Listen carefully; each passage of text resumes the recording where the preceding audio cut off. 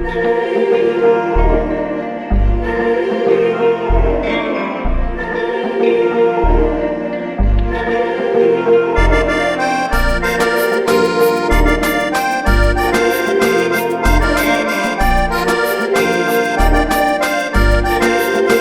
tsy ay azavaina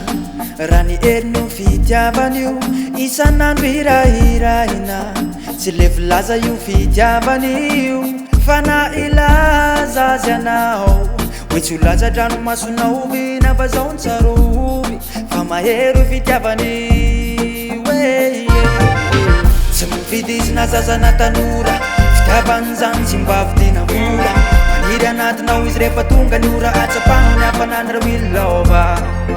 tsy mividy izy na zaza na tanora fitiavany zany tsy mba vidiana vola maniry anatinao izy rehefa tonga ny ora atsapano ny hafanany ra wilova vadiko na lingy io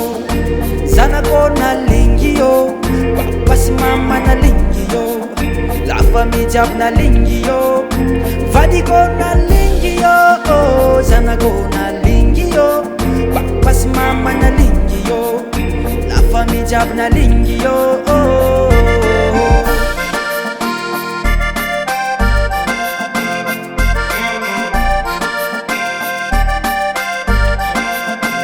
mandoro izy mamay tena maro mitaray tsy azo lalaovina izy fa manody sady aretina ny fanafody fa na ilaza azy anao hoe tsy ho laza-dranomasonao na fa zao ny tsarovy fa mahery fitiavan'io tsy mividy izy na zaza na tanora fitiavany zany tsy mba vidiana vola maniry anatinao izy rehefa tonga ny ora atsapano ny hafanany ra wilova tsy mividy izy na zaza na tanora fitiavany zany tsy mba vidiana vola maniry anatinao izy rehefa tonga ny ora atsapano ny hafanany ra wilova vadiko na lingy io zanako na lingy io papa sy mama na lingy io lafa mijiaby na lingy io vadiko na lingy io zanako na lingy io papa sy mama na lingy io lafa mijiaby na lingy io vadiko na lingy io zanako na lingy io papa sy mama na lingy io